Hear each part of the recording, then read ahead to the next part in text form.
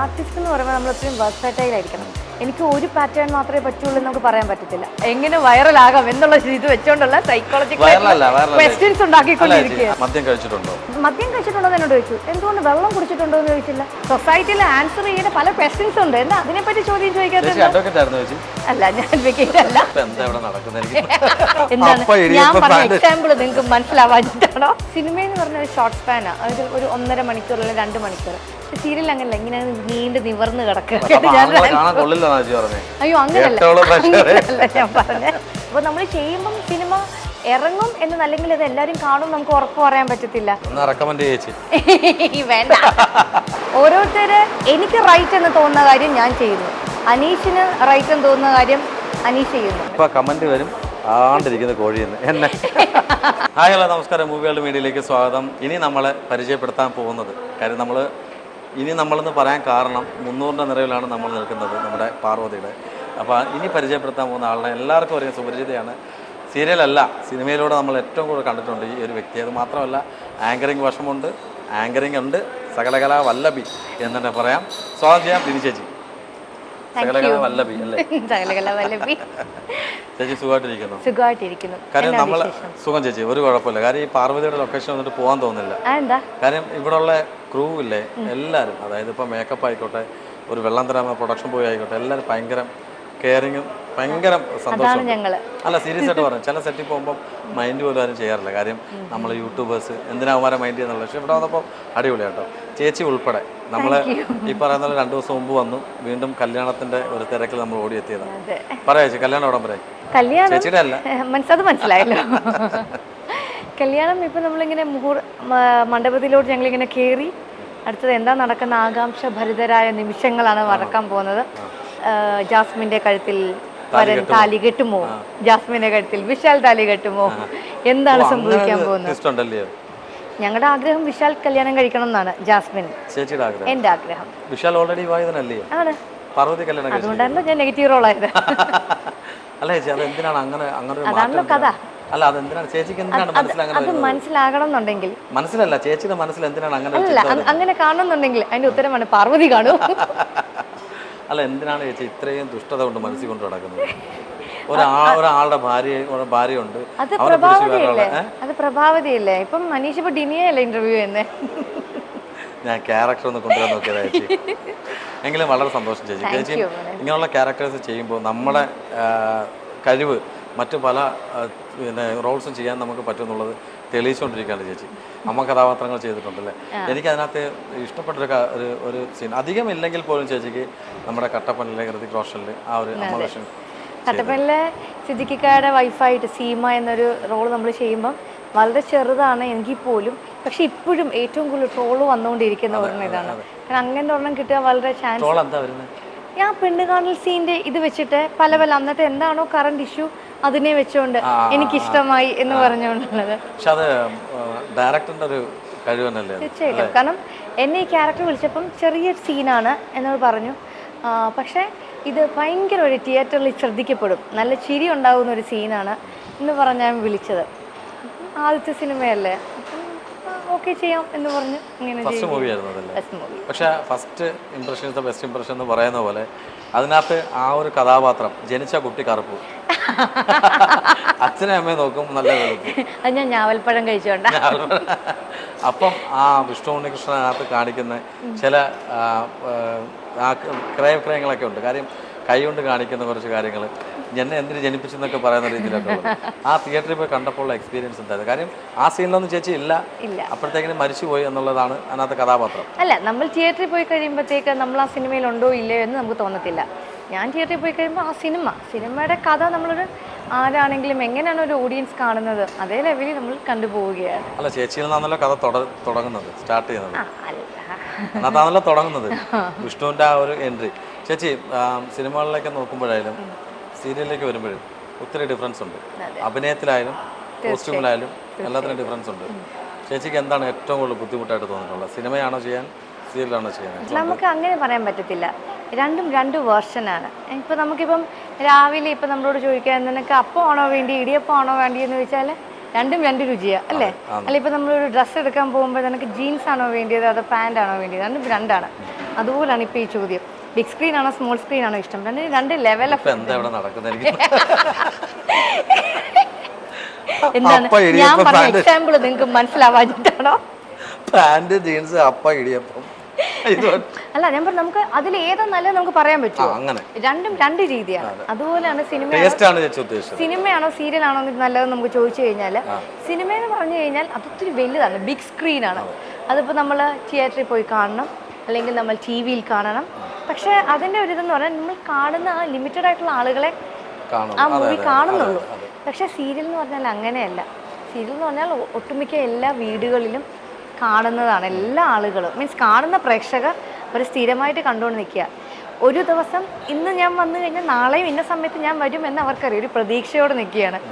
Cinema നമ്മൾ ഒന്ന് ചെയ്ത് അടുത്ത സിനിമയിൽ അവൾ വരുമോ ഇല്ലയോ പറയാൻ പറ്റത്തില്ല. തിരിച്ചറിയുന്ന ഏറ്റവും കൂടുതൽ എനിക്ക് സീരിയലാണെന്ന് തോന്നുന്നു അല്ലേ? ഒരു സിനിമ കഴിഞ്ഞാൽ പിന്നെ അടുത്ത സിനിമ കുറേ വെയിറ്റ് ചെയ്യേണ്ടി വരും.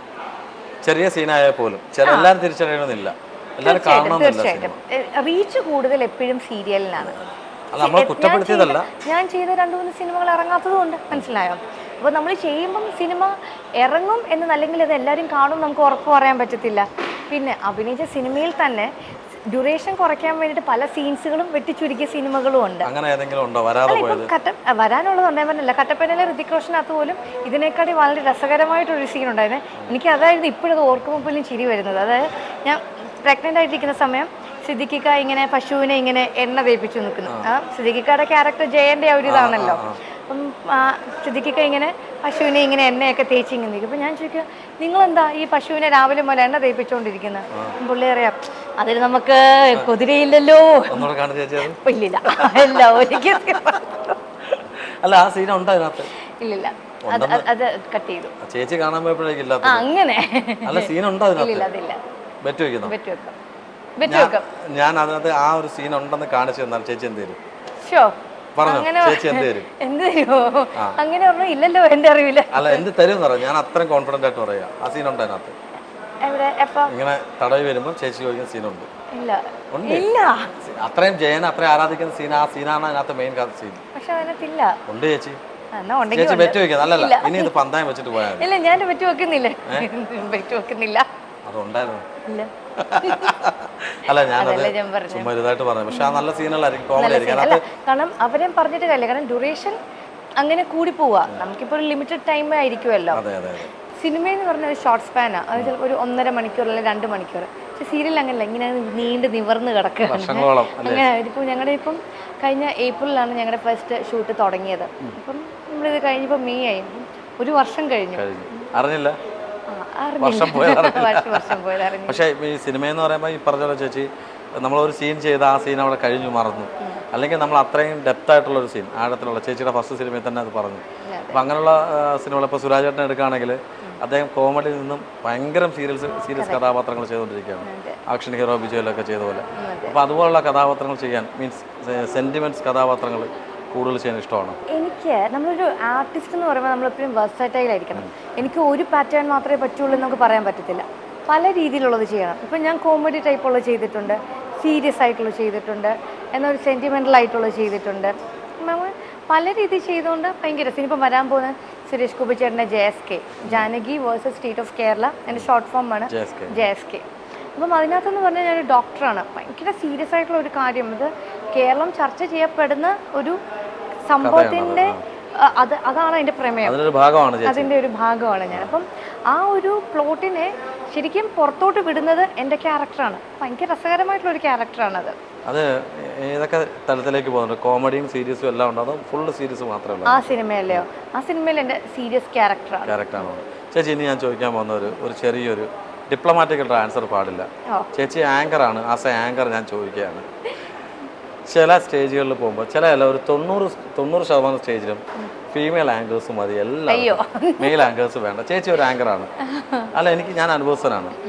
അത് എന്തുകൊണ്ടായിരിക്കും ചേച്ചി? കാര്യം നമ്മൾ മെയിൽ ആങ്കേഴ്സ് ചെയ്യുന്ന പോലെ ഫീമെയിൽ ആങ്കേഴ്സ് ചെയ്യാൻ പറ്റത്തില്ല. ഒരു ഓഡിയൻസിന്റെ അടുത്ത് ഞാൻ അനീഷിനെ ഞാനൊരു പൂന്തോട്ടത്തിലേക്ക് വിടുന്നു. പല നിറത്തിലുള്ള പൂക്കൾ അവിടെ നിൽക്കുന്നു. ഓക്കെ, അനീഷ് ഏത് കളർ, നിറം മങ്ങിയ പൂക്കളാണോ നിറമുള്ള പൂക്കളാണോ എടുക്കുന്നത്? ഞാൻ എല്ലാം നോക്കും, അത്രയേ ഉള്ളൂ. ഡിപ്ലോമാറ്റിക് അപ്പൊ ആയിട്ട് ഞാൻ ആണുങ്ങളെ കാണാൻ കൊള്ളില്ല ചേച്ചി പറഞ്ഞേ. അയ്യോ അങ്ങനെയല്ല ഞാൻ പറഞ്ഞ ഞങ്ങൾ നിങ്ങൾക്കാണെങ്കിൽ എന്താ ഒരു കോസ്റ്റ്യൂം, ഒരു ഷർട്ട്, ഒരു പാന്റ്, തീർന്നു. ഷൂ വേണം, ജാക്കറ്റ് വേണം, ഷൂവും ജാക്കറ്റും ഒക്കെ തീർന്നു. ഞങ്ങൾക്കോ ചെരുപ്പ് മുതൽ അങ്ങോട്ട് തുടങ്ങുകയല്ലേ. ചെരുപ്പ്, ഡ്രസ്സ്, അത് കഴിഞ്ഞിട്ട് ലിപ്സ്റ്റിക്ക്, പൊട്ട്, കമ്മല്, വള, മാല, ഇങ്ങനെ നീണ്ടു നിവർത്തി. വേറെ കാര്യങ്ങളുണ്ട്. വെയിലത്ത് നിങ്ങൾ നായകരെയും പാടായിരിക്കും, ആണുങ്ങൾ അങ്ങനല്ല. ഇല്ലില്ല, അത് ഞങ്ങൾ സൺസ്ക്രീൻ വെച്ച് അഡ്ജസ്റ്റ്. അല്ല ചേച്ചി, ഞാൻ സീരിയസ്ലി ചോദിച്ചാണ്. ചില ഷോപ്പുകൾ അല്ലെങ്കിൽ വലിയ വലിയ ഈവൻറ്റ്സ് വരുമ്പോഴത്തേക്കിനും അവർ പ്രിഫർ ചെയ്യുന്നതെല്ലാം ഫീമെയിൽ ആങ്കേഴ്സിനെ ആയിരിക്കും. മെയിൽ ആങ്കേഴ്സ് നിന്നാൽ ആൾ കൂടില്ല എന്നുള്ള ഒരു, അതുകൊണ്ടാണോ? അങ്ങനെ ആള് കൂടില്ല എന്നുള്ളതല്ല. ഇപ്പം നമ്മൾ ആരാണെങ്കിലും നമുക്ക് നമ്മളിപ്പോൾ ഒരു പ്രോജക്റ്റ് സ്റ്റാർട്ട് ചെയ്യുവാണെങ്കിൽ നമ്മൾ അതിന് ശ്രദ്ധിക്കപ്പെടണം എന്നുള്ളൊരു കാര്യം കൊണ്ടാണല്ലോ. ഇപ്പം എനിക്കൊന്നും നമ്മുടെ പൊതുസമൂഹത്തിൻ്റെ കുഴപ്പമാണെന്ന് അറിയത്തില്ല. ഒരാണ് ഒരു റോഡിൽ നിന്ന് വിഷമിച്ച് നിന്നോ കരഞ്ഞു നിന്നാൽ ആരും മൈൻഡ് ചെയ്യത്തില്ല. അതേസമയം ഒരു പെൺകുട്ടി അല്ലെ ഒരു യുവതി അല്ലെ ഒരു ഇച്ചിരി പ്രായമുള്ള ഒരു മധ്യവയസ്ക ആരാണെങ്കിലും വിഷമിച്ച കരഞ്ഞു നിന്ന ആളുകൾ അവിടെ കൂടും. എന്താ അതിൻ്റെ ആൻസർ? തീർച്ചയായിട്ടും അതേ ഉള്ളൂ. അല്ല, അപ്പം എല്ലാരും പറയുന്നത് കറക്റ്റാണ്. ഒരു ആണിന്റെ നട്ടല്ലെന്ന് പറഞ്ഞ പെണ്ണെന്ന് പറഞ്ഞ കറക്റ്റാണ്. അതെ എനിക്ക് ആൻസർ ഉള്ളൂ പറയാനായിട്ട്. അല്ല, ഞാൻ അതിനകത്ത് എന്തെങ്കിലും വേറെ എന്തെങ്കിലും എക്സ്പ്ലെയിൻ ചെയ്യാനുണ്ടോ? അങ്ങനെ ഒരു എക്സ്പ്ലനേഷൻ എന്നുള്ള രീതി നമുക്ക് പറയാൻ പറ്റത്തില്ല. ഇതെങ്ങനെ ചെയ്യുമ്പോഴത്തേക്ക് കുറച്ച് കളർഫുൾ ആയിരിക്കും. ലേഡീസിന് അവർ കൂടുതലും പ്രിഫർ ചെയ്യുന്നതെന്ന് പറയുമ്പോഴത്തേക്ക് ഒരു മാരിവില്ലിൻ ഗോപുരം പോലെ, മഴവില്ലിന് പോലും പല നിറങ്ങൾ, 7 നിറം ചിലപ്പോൾ നിങ്ങളൊരു ആങ്കറിനെ വെച്ച് കഴിയുമ്പോൾ അവർ ദേഹത്ത് കാണും. മാരിവില്ലിൻ ഗോപുരമില്ല, കുറച്ച് ഗോപുരം പണിയോ. അല്ല ചേച്ചി പറയാനത്തെ കാരണമുണ്ട്. കാര്യം ഒരാണ് എത്ര നിന്ന് വേദി സംസാരിച്ചാലും അവന് തലയ്ക്ക് ഭ്രാന്താന്ന് പറഞ്ഞു പോകുന്ന ആൾക്കാരാണ്. ഒരു പെണ്ണ് അവിടെ നിന്ന് കരഞ്ഞാൽ എത്ര ആളുകൾ ശ്രദ്ധിക്കും? അതേസമയം ഒരു ആണ് കരഞ്ഞാൽ എത്ര ആളുകൾ ശ്രദ്ധിക്കും? കുറവാണ്. പക്ഷേ നമ്മുടെ ക്രൗഡിന്റെ ഒരു സൈക്കോളജീനെ ആളുകൾ യൂട്ടിലൈസ് ചെയ്യുന്നു.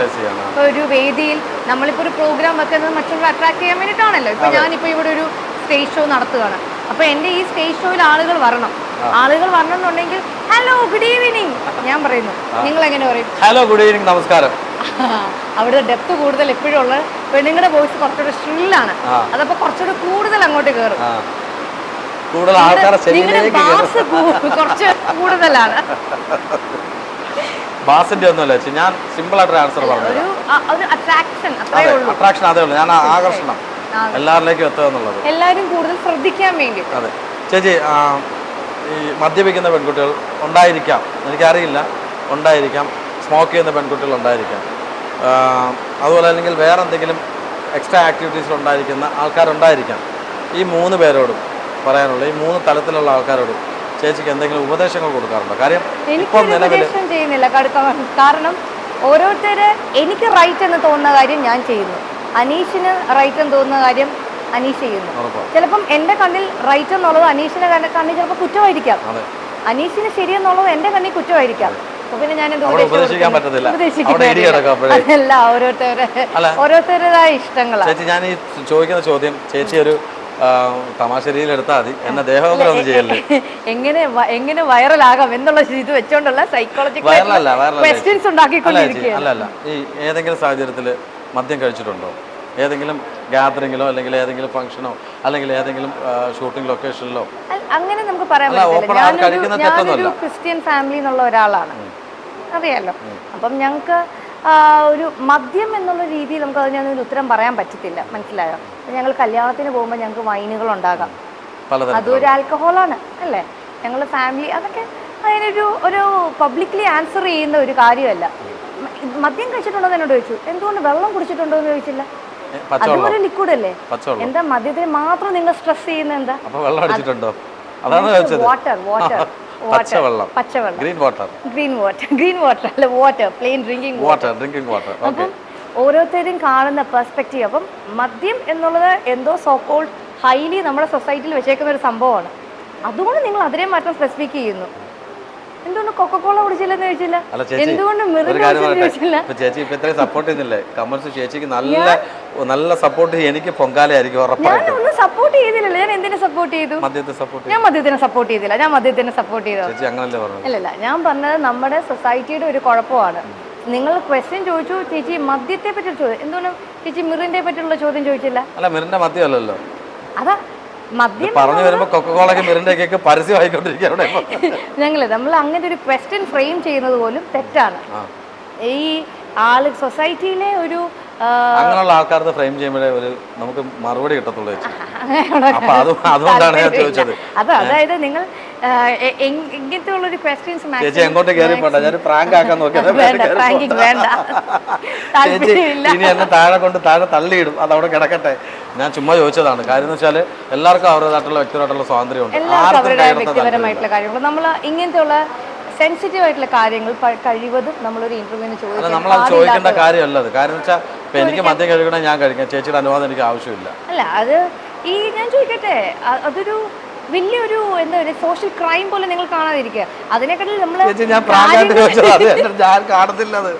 നമ്മൾ എന്താ പറയാ നമ്മുടെ സൊസൈറ്റിയിൽ ആൻസർ ചെയ്യുന്ന പല ക്വസ്റ്റ്യൻസ് ഉണ്ട്. എന്താ അതിനെപ്പറ്റി ചോദ്യം ചോദിക്കാത്ത? അല്ല, ഞാൻ അഡ്വക്കേറ്റ് അല്ല. ചേച്ചി നിങ്ങളുടെ കണ്ണിന്റെ കുഴപ്പമാണ്. ഈ ഇന്റർവ്യൂ എന്ന് പറയുമ്പോൾ ചേച്ചി ഈ മസിൽ പിടിച്ച് ഇതിന് സംസാരിക്കാതെ ഇത്രയും കൂളായിട്ട് എന്നോടൊപ്പം ഫസ്റ്റ് ടൈം നമ്മൾ കാണുകയാണ്.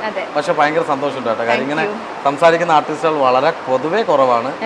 കമ്പയറിംഗ് ചെയ്യുന്ന എൻ്റെ ഒരു ഗ്രാഫ് ഞാൻ വന്നതെന്ന് പറഞ്ഞാൽ ഞാനൊരു കോളേജിലെ പ്രൊഫസറാണ്. ഇപ്പോഴും ഗസ്റ്റായിട്ട് ഇടയ്ക്ക് പോകാറുണ്ട്. Thank you. പ്രൊഫസർ ഏത് കോളേജിലാണ്? സൈക്യാട്രി എൻ്റെ സബ്ജക്ട്. പക്ഷെ ഞാനത് ചേച്ചി വിക്കിപീഡിയ ഇതെല്ലാം കണ്ടിട്ടാണ് വന്നത്. ഞാൻ ഓരോ ചോദ്യങ്ങൾ ചോദിക്കാൻ വേണ്ടി ഇരുന്നതാണ് അതിനകത്ത്. എങ്ങനെയുണ്ട് ചേച്ചി സീരിയലിലേക്ക് ഈ ഒരു സീരിയലിൽ ജോയിൻ ചെയ്തതിനു ശേഷമുള്ളൊരു കാര്യം? കൂടുതൽ കഥാപാത്രങ്ങളിൽ വരുമ്പോൾ നമ്മൾ കൂടുതൽ ലെവലിലേക്ക് മാറിക്കൊണ്ടിരിക്കും, സെലിബ്രിറ്റിയിലേക്ക് മാറിക്കൊണ്ടിരിക്കും. പക്ഷേ ഈ ഒരു കഥാപാത്രം വരുമ്പം ചില സമയങ്ങളിൽ അതായിട്ടുണ്ടോ? ഈ ഒരു ക്യാരക്ടർ എന്ന് പറഞ്ഞാൽ എന്നെ ആദ്യമേ ഞാൻ സീരിയൽ ടോട്ടലി ചെയ്യുന്നില്ല എന്ന് ഞാൻ മാറി നിൽക്കുന്ന ഒരു സമയത്തായിരുന്നു. സിനിമ മാത്രം ഫോക്കസ് ചെയ്യാം.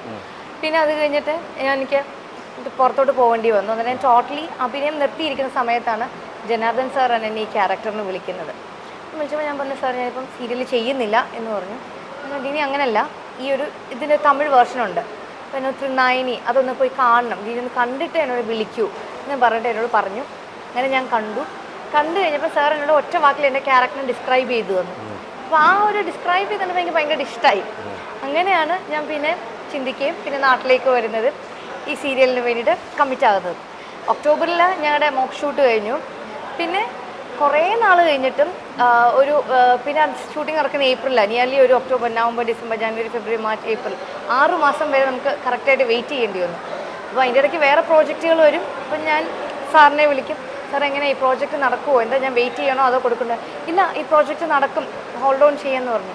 അങ്ങനെ 6 മാസം ഈ ക്യാരക്ടറിന് വേണ്ടിയിട്ട് ഞാൻ ഇഷ്ടപ്പെട്ടത് കാരണം ഞാൻ വേറെ ഒന്നും കമ്മിറ്റ്മെൻറ്റ് കൊടുക്കാതെ ഞാൻ നിന്നിരുന്ന ക്യാരക്ടറാണ്.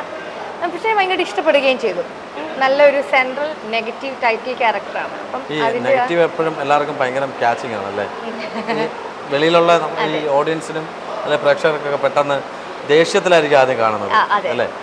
പക്ഷേ ഇപ്പോഴത്തെ ആളുകളുടെ ആറ്റിറ്റ്യൂഡ് അങ്ങ് മാറി. പണ്ടെന്നൊക്കെ പറഞ്ഞാൽ ചിലവർ ഇങ്ങനെ കാണുമ്പോഴത്തേക്ക് നമ്മളെ അടിക്കാൻ വരിക, എനിക്ക് അങ്ങനത്തെ അനുഭവം ഉണ്ടായിട്ടുണ്ട്. അടിക്കാൻ വരിക, അതെനിക്ക് ഇഷ്ടപ്പെട്ടു. അപ്പം ഈ പഴയ അമ്മച്ചിമാർ അവരുടെ ഒരു ശുദ്ധത കാരണമാണ്. പക്ഷേ ഇപ്പോഴത്തെ അവർക്കത് അറിയാം, അത് അഭിനയമാണ്, കുഴപ്പമില്ല. എന്നിട്ട് പറയാം, എന്നാലും ഞങ്ങളുടെ പാർവതി ഇങ്ങനെ ഉപദ്രവിക്കല്ലേ. അപ്പം അത് കേൾക്കുമ്പോൾ നമുക്ക് ശരിക്കും സന്തോഷം തോന്നുക. കാരണം അവരുടെ വീട്ടിലെ ഒരു അംഗമായിട്ട് പാർവതീനെ അവർ ഉൾക്കൊണ്ടല്ലോ. അപ്പോൾ പാർവതിയെ ഉൾക്കൊള്ളുമ്പോഴാണ് നമ്മുടെ സീരിയൽ റീച്ച് എടുക്കുന്നത്. തീർച്ചയായിട്ടും അത് ഉൾക്കൊള്ളുമ്പോഴാണ് റീച്ച് വരുന്നത്. അതുപോലെ തന്നെ ഈ സീരിയലിനെ കുറിച്ച് ഞാനൊരു നെഗറ്റീവ് ക്യാരക്ടർ ഇത് ചെയ്യുന്നെങ്കിലും പ്രേക്ഷകർക്ക് ഭയങ്കര ഇഷ്ടമുള്ള ഒരു ക്യാരക്ടർ. എന്നോട് ഒത്തിരി പേര് കാണുമ്പം പേഴ്സണലായിട്ട് എനിക്ക് മെസ്സേജും ചെയ്യാറുണ്ട്. മെയിൻലി അവർ ചോദിക്കുന്നത് ഞാൻ എവിടുന്ന് എൻ്റെ കോസ്റ്റ്യൂംസ് എടുക്കുന്നത്, അതാ മിക്ക ആളുകളും ചോദിക്കുന്നത്. Thank you.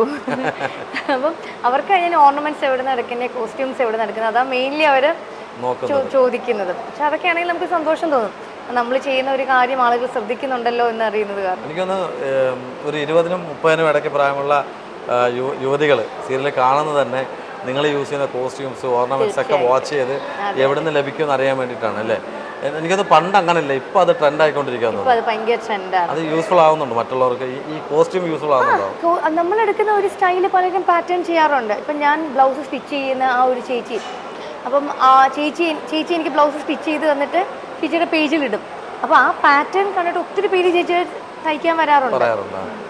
അതൊക്കെ നമുക്ക് എപ്പോഴും ഉൾക്കൊള്ളാൻ പറ്റുന്ന കാര്യങ്ങൾ തന്നെയാണ്. നമ്മൾ യൂസ് ചെയ്യുന്ന സാധനങ്ങൾ മറ്റുള്ളവരുടെ കൂടെ റീച്ചായി എന്ന് തോന്നുമ്പോൾ. ചേച്ചി, എനിക്ക് തോന്നുന്നു ഇവിടെ കുറേ ജൂനിയർ ആർട്ടിസ്റ്റുകളൊക്കെ വന്നിട്ടുണ്ടല്ലേ ഈ ഒരു കല്യാണത്തിന് വേണ്ടിയിട്ട് തന്നെ. അപ്പം അവരും എക്സ്ട്രാ ആർട്ടിസ്റ്റ് അതന്നെ ഇപ്പം ആ ഒരു പേരാക്കിയല്ലേ.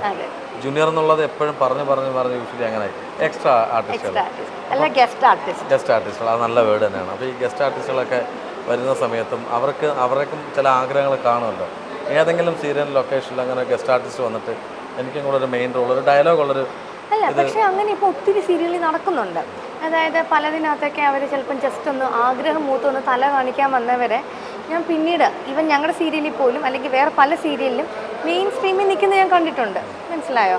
അപ്പം സീരിയൽ ഇൻഡസ്ട്രി ഇങ്ങനെ വൈഡായിട്ട് കിടക്കുക, ആളുകൾക്ക് എപ്പോഴും ഫ്രഷ്നെസ് വേണം. അപ്പോൾ ഓരോ ആർട്ടിസ്റ്റുകളെയും അവർ കാണുമ്പോൾ നമ്മൾ ചോദിക്കുമ്പോൾ അവർക്ക് ചാൻസസ് കിട്ടുന്നു. പഴയ കാലഘട്ടമല്ല, ഇപ്പം ഒത്തിരി റെവല്യൂഷൻസ് നടക്കുന്നുണ്ട്, ഒത്തിരി ആളുകൾക്ക് ഓപ്പർച്യൂണിറ്റീസ് കിട്ടുന്നുണ്ട്. അല്ല, അങ്ങനെ ആർക്കെങ്കിലും അങ്ങനെ ചോദിച്ചിട്ടുണ്ടോ ചേച്ചി ലൊക്കേഷൻ? ഒത്തിരി പേര് എന്നോട് ചോദിച്ചിട്ടുണ്ട്, ഞാൻ പലരും പുഷ് ചെയ്തിട്ടുണ്ട്, അത് അവർക്ക് അറിയുകയും ചെയ്യാം. ചെയ്തിട്ടുണ്ടല്ലേ? അപ്പോൾ ഇപ്പം ചേച്ചിയെടുത്ത് ആരെങ്കിലും ഒരാൾ വന്നിട്ട് ഈ ലൊക്കേഷനിൽ വന്നിട്ട് ചോദിക്കുകയാണ് എനിക്കിവിടെ ഒരു ചാൻസ്, ഡയലോഗുള്ള ഒരു ചാൻസ് വാങ്ങിച്ചു തരാൻ പറ്റും? അല്ല, അപ്പം നമ്മളല്ല അത് ചാൻസ് മേടിച്ചു കൊടുക്കുന്നത്. നമുക്കൊന്ന് അവരിലേക്ക് എന്താ പറയുക, ഒരു റെക്കമെൻഡ് ചെയ്യാൻ പറ്റും, ഒരു ഗെറ്റ് ത്രൂ ചെയ്യാൻ പറ്റും. അപ്പോൾ അടുത്തൊരു ക്യാരക്ടർ വരുമ്പോൾ അവർ ചിലപ്പോൾ ചോദിച്ചു ചേച്ചി അറിയാവുന്ന ആരെങ്കിലും ഉണ്ടോ, അപ്പം ചിലപ്പോൾ പറയാം ഇന്ന ഒരാളുണ്ട്, നിങ്ങൾ വിളിച്ച് നോക്കുക, ചിലപ്പം നല്ലതാണെങ്കിൽ എടുക്കുക, അങ്ങനെ നമുക്ക് റെക്കമെൻഡ് ചെയ്യാൻ പറ്റും. എന്നാ റെക്കമെൻഡ് ചേച്ചി വേണ്ട, ഞങ്ങൾക്ക് ഒരു നായകനെ മതി. പറഞ്ഞു ചേച്ചി ഇതൊക്കെ ഒരു പണ്ടായിട്ട് ഇവിടെയൊക്കെ സൗണ്ട് കേൾക്കുന്ന നമ്മുടെ ലൊക്കേഷനിലായോണ്ടാട്ടോ. ഇവിടെയൊക്കെ ആൾക്കാരെ വിളിച്ചു വരുത്താണ് കല്യാണം നടക്കാൻ. അപ്പൊ ആർട്ടിന്റെ ആ ഒരു സ്ട്രഗിളും എല്ലാം നിങ്ങൾക്ക് അറിയാലോ. ഒരു കല്യാണം സാധാരണ ഒരു കല്യാണത്തിൽ എന്തൊക്കെ നടക്കുന്നോ അതുപോലെ തന്നെ ഇവർക്ക് അത്രയും സെറ്റിങ്സും എല്ലാം ചെയ്യുന്നുണ്ട്. അത് 2 ക്യാമറ വെച്ചപ്പോൾ ഷൂട്ട് നടക്കുന്നത്, പുറത്തൊരു സീൻ, ഒരു ക്രൂഷ്യൽ യൂണിറ്റ് സമയമാണ് ഇപ്പൊ ഞങ്ങളുടെ സീരിയലിൽ. അപ്പൊ അത് കാരണം ഒരു സീൻ പുറത്ത് ചെയ്തുകൊണ്ടിരിക്കുന്നു, അതേ സെയിം ആർട്ടിസ്റ്റ് ആയിരിക്കും ചിലപ്പോൾ അകത്ത് ചെയ്യുന്നത്. അപ്പൊ ഇങ്ങനെ രണ്ടിടത്ത് മാറി അഭിനയിച്ചുകൊണ്ടിരിക്കും. അങ്ങനെ വരുമ്പോഴത്തേനും മഴ നമുക്കൊരു വില്ലനായിട്ട് വന്നിരിക്കാം. പക്ഷേ ഈ ഒരു സാഹചര്യത്തിൽ മഴ വേണം, ഭയങ്കര കഠിനമായ ചൂട്. പക്ഷേ കുഴപ്പമില്ല, നമ്മുടെ കൺട്രോളേഴ്സും ഡയറക്ടറും ഒക്കെ പ്രോപ്പറായിട്ട് പ്ലാൻ ചെയ്തു. കാരണം എക്സ്റ്റീരിയർ ഷോട്ട് എല്ലാം മഴയ്ക്ക് മുമ്പേ അങ്ങ് എടുത്തു. ഇപ്പൊ അകത്തോട്ട് കയറി, അപ്പൊ പിന്നെ വലിയ പ്രശ്നമില്ല.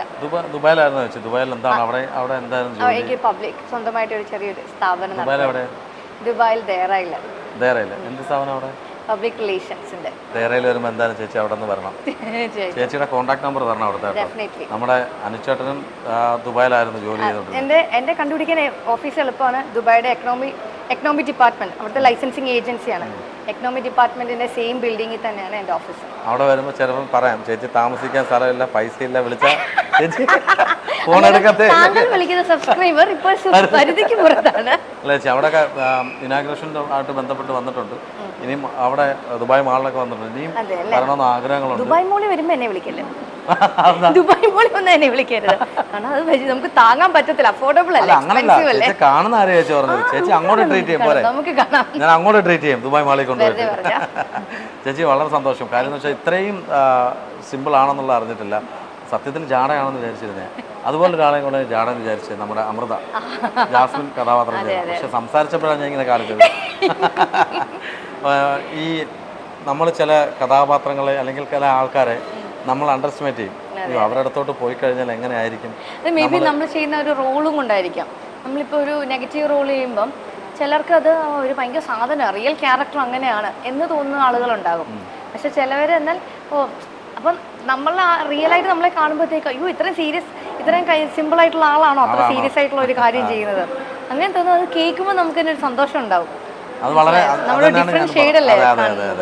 വൺ ഷെയ്ഡ് എന്ന് പറയുന്നത് നമ്മൾ ഈ ആക്ടിംഗ് ആണ്, സെക്കൻഡ് ഷെയ്ഡ് റിയൽ ലൈഫാണ്. അതിനകത്ത് നമ്മൾ ഒരിക്കലും അങ്ങനെ ചെയ്യാൻ പറ്റില്ലല്ലോ. പക്ഷേ എങ്കിൽ പോലും ചേച്ചിയുടെ ക്യാരക്ടറിനെ ബേസ് ചെയ്തിട്ട് ഈ ഒരു അപ്പിയറൻസിൽ എല്ലാ എപ്പിസോഡിലും ബിഗ് ബോസിൽ ഇതുപോലത്തുള്ള താരങ്ങളെ കൊണ്ടുവരാറുണ്ട്. മീൻസ് ഏജ് വൈസ് അല്ല ഞാൻ പറഞ്ഞത്, എക്സ്പീരിയൻസ്ഡ് ആയിട്ടുള്ള ആർട്ടിസ്റ്റ് വിളിച്ചിട്ടുണ്ടോ? അങ്ങനെ എത്ര സീസണിൽ വിളിച്ചിട്ടുണ്ട്? അതായത് കൊറോണയുടെ സമയത്ത് നിന്നുപോയ ഒരു 2021 ആ സമയത്ത് എന്നെ വിളിച്ചായിരുന്നു. അപ്പം എനിക്ക് താല്പര്യം, എനിക്ക് താല്പര്യമില്ലാത്ത ഒരു കാര്യമാണ്. രജിത്തേട്ടന്റെ എപ്പിസോഡാണോ അതോ പക്രു അല്ല ഉള്ളത്? ആരുടെയാന്ന് എനിക്ക് ഓർമ്മയില്ല. കൊറോണയുടെ സമയത്ത് നിന്നുപോയ ആ ഒരു ഇതിന്റെ അന്നേരമൊക്കെ ഇപ്പോഴത്തെ ഉള്ളതുപോലെ വലിയ ഓഡീഷനോ അങ്ങനെ ഇതൊന്നും ഇല്ലായിരുന്നല്ലോ. അപ്പം അങ്ങനെ ജസ്റ്റ് പേര് നോമിനേറ്റ് ചെയ്യട്ടെ എന്ന് ചോദിച്ചുകൊണ്ട് വിളിച്ചായിരുന്നു. പക്ഷെ എനിക്ക് താല്പര്യമില്ല. പുള്ളി എല്ലാവരും ആടിച്ചോടിക്കുകയാണ് കേട്ടോ അങ്ങോട്ട് നിൽക്കാനായിട്ട്. കാര്യം അവർക്കും റിസ്ക് ആണ്. നമ്മുടെ അസോസിയേറ്റ് ഡയറക്ടറാണ്. അപ്പം അവിടെ അടുത്ത കാരണം 2 യൂണിറ്റ് നടക്കുന്നതുകൊണ്ട് ഒരു യൂണിറ്റിൽ നിന്ന് ആർട്ടിസ്റ്റിനെ വിളിച്ച് അപ്പുറത്തെ യൂണിറ്റിലോട്ട് കൊണ്ടുപോകണം. പാട് തന്നെയാണ്. പക്ഷെ നമ്മള് സീരിയല് കാണുന്നതല്ല, നമ്മളിവിടെ വരുമ്പോഴേ അറിയുള്ളൂ അതിന്റെ ബുദ്ധിമുട്ടുകൾ. എല്ലാവരും കാണുമ്പം നിങ്ങൾക്ക് സിമ്പിൾ അല്ലേ. പിന്നെ ചിലരുടെ വിചാരം എന്ന് പറഞ്ഞാൽ നമ്മൾ ഇന്ന് ഷൂട്ട് ചെയ്യുന്ന കാര്യമാണ് അവരിന്ന് വൈകിട്ട് കാണുന്നത്. അങ്ങനെ ആളുകൾ അതും ഭയങ്കര റിസ്ക്. വേറെ കാര്യം എന്ന് വെച്ചാൽ നിങ്ങളുടെ കഷ്ടപ്പാടുണ്ട്. ഇങ്ങനത്തെ ക്യാമറയിലുള്ള പോലെ തന്നെ മേക്കപ്പ് ഇട്ട് ചിലപ്പോൾ രാവിലെ ഇരുന്നിട്ട് ചിലപ്പോൾ വൈകിട്ടായിരിക്കും അല്ലേ. ഏറ്റവും വേറൊരു രസം എന്ന് പറഞ്ഞു കഴിഞ്ഞാൽ എൻ്റെ ഫാദറിൻ്റെ ബ്രദർ മരിച്ചു പോയിട്ട് ഞാൻ ആദ്യമേ ജസ്റ്റ് പോയി ഒന്ന് ഞാൻ കണ്ടു. എൻ്റെ ഇന്ന് ഫ്യൂണറൽ ആയിരുന്നു. ഞാൻ ഇന്നലെ ഇവിടുന്ന് ഷൂട്ട് കഴിഞ്ഞ് മരിച്ചത് 15-ാം തീയതി മരിച്ചു. ഇന്ന് ഫ്യൂണറൽ ആയിരുന്നു. ഞാൻ ഇന്നലെ രാത്രി ഇവിടുന്ന് ഷൂട്ട് കഴിഞ്ഞ് നേരെ പോയി ഷൂട്ട്. അത് ഫ്യൂണറൽ നിൽക്കാൻ പറ്റിയില്ല കാരണം ഇന്ന് ക്രൂഷ്യൽ ഇന്നായിരുന്നു ഇവിടുത്തെ ക്രൂഷ്യൽ എപ്പിസോഡ് ആയതുകൊണ്ട് അവോയ്ഡ് ചെയ്യാൻ പറ്റില്ല. അപ്പം ഞാനത് പോയിട്ട് ഞാൻ ഇന്ന് വന്ന് ഞാൻ അഭിനയിക്കുകയാണ്. ഇപ്പോൾ ഫ്യൂണറൽ ഉച്ചയ്ക്ക് ഫ്യൂണറൽ ഇന്നിപ്പോൾ നടന്ന് ഉച്ച കഴിഞ്ഞതേ ഉള്ളൂ. അപ്പം നമ്മുടെ ആർട്ടിസ്റ്റിന്റെ ലൈഫ് അങ്ങനെയാണ്. അതാണ് നമ്മുടെ ലൈഫ്. നമുക്ക് അതെ, കാരണം ഇത്രയും ഈ ഹോളും ബുക്ക് ചെയ്ത് ഇത്രയും ആർട്ടിസ്റ്റുകളുടെ ഡേറ്റും എടുത്ത് ഇത്രയും രൂപ നമ്മുടെ പ്രൊഡ്യൂസർ ഇൻവെസ്റ്റ് ചെയ്ത് നിൽക്കുമ്പം നമ്മൾ ശരിയാണ്. പലരും എന്നോട് ചോദിച്ചു നിനക്കിന്ന് പോകണോ എന്നുള്ള രീതിയിൽ പലരും വീട്ടിൽ ചെന്നപ്പോഴാണെങ്കിലും ചോദിച്ചു. പക്ഷേ വീട്ടുകാർക്ക് കാര്യം മനസ്സിലാവും, എല്ലാവർക്കും അത് മനസ്സിലാവില്ല. കാരണം ഇത്രയും ലക്ഷക്കണക്കിന് രൂപ ഒരു മനുഷ്യനോട് ഇൻവെസ്റ്റ് ചെയ്തിട്ട് നിൽക്കുമ്പം നമുക്കിങ്ങനെ നമ്മളെ കൊണ്ട് ചെയ്യാൻ പറ്റുന്ന അഡ്ജസ്റ്റ്മെന്റ്. പക്ഷേ ചേട്ടാ തീർച്ചയായിട്ടും കാര്യം ഒരു സല്യൂട്ടുണ്ട്. കാര്യം പറയാനൊന്നുമില്ല. കാര്യം ഒരു മരണ വീട്ടിൽ നിന്ന് വന്നിട്ട് ആക്ട് ചെയ്യുമ്പോൾ എപ്പോഴും നമ്മളെന്തായാലും ഉള്ളിൽ ആ ഒരു ടെൻഷൻ കാണും. ആൾക്കാർ എന്ത് പറയും, അല്ലെങ്കിൽ അതിന് ഫ്യൂണറിൽ നമ്മൾ കൂടാൻ പറ്റിയില്ല എന്നൊക്കെയുള്ള ടെൻഷനുണ്ട്. അത് മനസ്സിൽ വെച്ചാണ് അഭിനയിക്കുന്നത്. ഫേസിൽ കാണുന്നില്ല അത്. അത് ചില സമയത്ത് ഓർമ്മ വരുമ്പോൾ ആ ഒരു ഇത് വരും. പിന്നെ നമ്മൾ ആ സീനിലോട്ട് വരും. ഇല്ല, ഫ്യൂണറൽ ഇന്ന് ഫ്യൂണറൽ ഇനിയും 7-ന്റെ പ്രാർത്ഥനയുണ്ട്, 41-ന്റെ ഉണ്ട്. അന്നേരമൊക്കെ ഞാനിങ്ങനെ പത്തനംതിട്ടയിലാണ് ഷൂട്ടിംഗ് നടക്കുന്ന ട്രിവാൻഡ്രം. അപ്പോൾ എങ്ങനെയും ഒരു 2.5 മണിക്കൂർ ഡ്രൈവ് ഉണ്ട് അങ്ങോട്ടും ഇങ്ങോട്ടും. ഒറ്റയ്ക്കാണോ? അല്ല, ഇന്ന് ഞാൻ സാധാരണ യൂഷ്വലി ഞാൻ തന്നെയാണ് ഡ്രൈവ് ചെയ്യുന്നത്. ഇന്നലെ ഞാൻ ഒരാളെ ഡ്രൈവറിനെ വിളിച്ചോണ്ടാ പോയത്. അതുകൊണ്ട് എനിക്ക് ഇഷ്ടം. പക്ഷെ അതുകൊണ്ട് ഞാൻ അത്ര ടയേർഡ് ആയില്ല. ഇന്നലെ ഹെവി സീൻസ് ആയിരുന്നു, പ്രീ വെഡിങ്ങിന്റെ ഒക്കെ ആയിരുന്നു. വളരെ സന്തോഷമുണ്ട് ചേച്ചി. നമ്മൾ 3 ടേക്കായിട്ടാണ് നമ്മൾ ഈ ഇടയ്ക്കിടയ്ക്ക് ചേച്ചിക്ക് പോകേണ്ടതായിട്ട് വന്നു. പ്രേക്ഷകരോട് എന്താ ചേച്ചി പറയാനുള്ളത്? അതിന് മുമ്പ് നല്ല സ്മൈൽ കേട്ടോ പറയട്ടെ, നല്ല ചിരി കേട്ടോ. ആരെങ്കിലും പറയാറുണ്ട് നേരത്തെ? ഇപ്പൊ കമന്റ് വരും ആണ്ടിരിക്കുന്ന കോഴിയെന്ന് എന്നെ. ഞാനൊരു ഇതായിട്ട് പറയാം, ചിരി കൊള്ളാന്നുണ്ട് ഞാൻ പറഞ്ഞതേ ഉള്ളൂ, എന്നെ കൊല്ലരുത്.